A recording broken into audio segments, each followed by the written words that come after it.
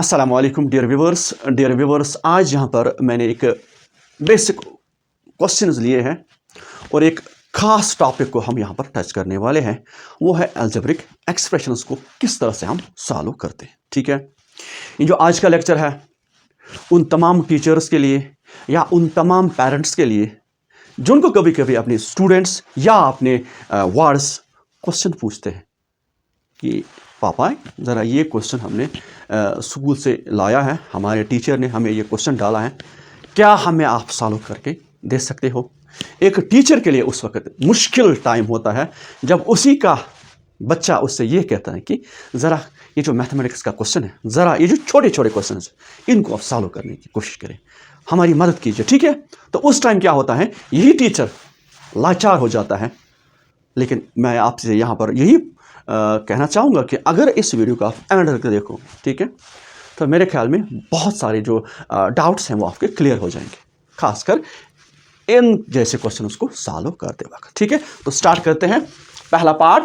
इसी तरह से मैं और क्वेश्चंस जो भी मुश्किल, वैसे मुश्किल तो है ही नहीं, इन जैसे बहुत सारे क्वेश्चंस और भी हैं, जो भी डाउट्स हैं आप मुझे कमेंट बॉक्स में ज़रूर लिखें। ठीक है, ताकि मैं आपके लिए वो क्वेश्चंस भी तैयार करके रखूँ। ठीक है, तो यहाँ पर पहला क्वेश्चन मैंने लिया है 3/2x + 1/3x = 3/2। दूसरा ये है, बाद में इसके बाद इसकी बात हम करेंगे। ठीक है, तो देखिए असल मुद्दा यहाँ पर क्या है, असल मकसद होता है कि हमें किसी न किसी सूरत में x का वैल्यू चाहिए। ठीक है, यहाँ पर हमारा टारगेट पॉइंट जो है वो होता है कि x का वैल्यू किस तरह से हम निकालेंगे, वो भी एक सिंगल वैल्यू, क्योंकि ये लीनियर है। ठीक है, लीनियर अलजेब्रिक एक्सप्रेशन। वो लीनियर क्या होता है, वेरिएबल का पावर यहाँ पर 1 है, जो हम नहीं लिखते क्योंकि कुछ भी हो 1 पावर होता है। ठीक है, तो किस तरह से करेंगे, पहला पॉइंट ये है कि आपको ये देखना है ये जो हमारा x है या y है क्या एक साइड में है कि नहीं। यहाँ पर देखिए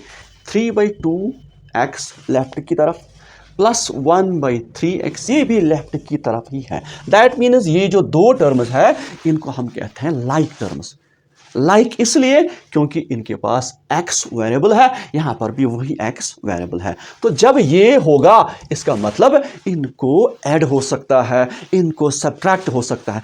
लेकिन याद क्या रखना है, क्या ये सेम है, इनको आपने नहीं देखना क्या ये सेम है। ये जो हमारा वेरिएबल, इसको हम वेरिएबल कहते हैं। क्या कहते हैं, variable. Variable means unknown quantity, इसका वैल्यू हमें पता नहीं होता है, हम लास्ट पर इसका वैल्यू निकालते हैं। ठीक है, तो क्या x और x वेरिएबल सेम है, क्या एक ही साइड में है, तो हम कर सकते हैं। क्या कर सकते हैं, उसके बाद देखिए बीच में क्या है, यहाँ पर बीच में प्लस है, तो यहाँ पर हम क्रॉस मल्टीप्लिकेशन का कॉन्सेप्ट यहाँ पर देंगे आपको। ठीक है, देखिए तो किस तरह से करना है।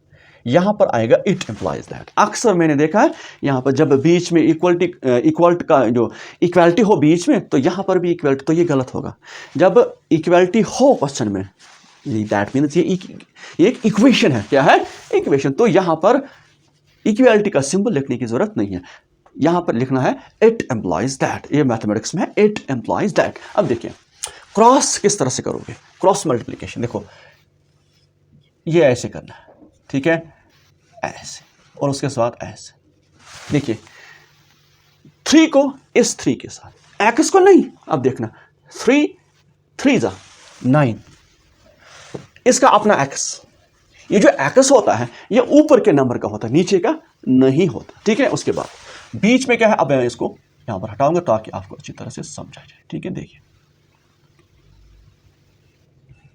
हाँ, तो 3 × 3 बीच में प्लस है, याद रखना 3 3 9 और इसका x 7, उसके बाद प्लस। अब ये 2 × 1 दिस इज 2, लेकिन इसका x 7। ठीक है, उसके बाद 2 3 होल डिवाइड बाय 6, ये आपको करना है। उसके बाद इज इक्वल टू, उसके बाद 3/2 3/2, और ये सारा ये डिफरेंट है, ये लाइक टर्म्स नहीं है। उसके बाद क्या करना है, देखिए 9x और 2x दोनों सेम है, लाइक टर्म्स है, क्योंकि इसके पास भी x है, इसके पास भी x है। इसका ये मतलब है ये जो x है ये 9 बार है। ठीक है, जैसे x + x 8, ये 9 बार है, इसका मतलब 9x। आया समझ? ये यही होता है। तो अगर ये 9x है, जोड़ना हमें 2x के साथ, तो कितने x बन जाएंगे? ये बन जाएंगे 11x। कितना? 11x। नीचे क्या है? 6 इक्वल टू 3/2। ठीक है? मैं यहां पर कुछ और भी कर सकता हूं, लेकिन मैं पहले आपको बेसिक सिखाने की कोशिश करूंगा। ठीक है? तो बेसिक क्या है? बेसिक मुझे सिर्फ यहां पर x चाहिए। क्या चाहिए? x के लिए यहां पर नीचे 6 है, ये भी मुझे नहीं चाहिए। यहां पर 11 है, ये भी मुझे नहीं चाहिए। देखिए बीच में क्या है? इक्वलिटी का सिंबल। अब देखिए यहां पर, देखिए अगर ऐसा है, समझाने की कोशिश करूंगा। इक्वलिटी के इस तरफ अगर ये प्लस है, कोई भी नंबर अगर इक्वलिटी के इस तरफ ये प्लस है, जब इसको हम पार ले जाएंगे, मान लेते हैं यहां पर ये +2 है। क्या है? +2। अगर इसी को मैं पार ले जाऊं तो ये -2 बनेगा इधर। ठीक है? याद रखना।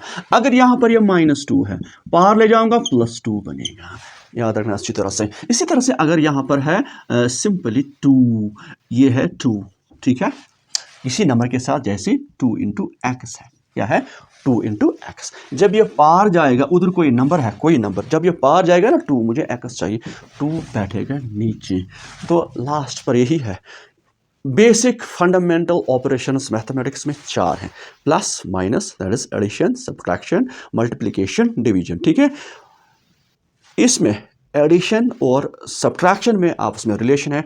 जब प्लस होता है तो पार जाता है तो माइनस, माइनस होता है तो पार जाता है तो प्लस। इसी तरह से अगर मल्टीप्लिकेशन में कोई है, जब वो पार जाएगा डिवीजन में आएगा। अगर कोई डिवीजन है, पार जाएगा तो मल्टीप्लिकेशन। सारा कुछ यहाँ पर समझाऊंगा। देखिए आराम से, ये जो 11x है, x के साथ ये ज़रब में है। क्या है? ज़रब में।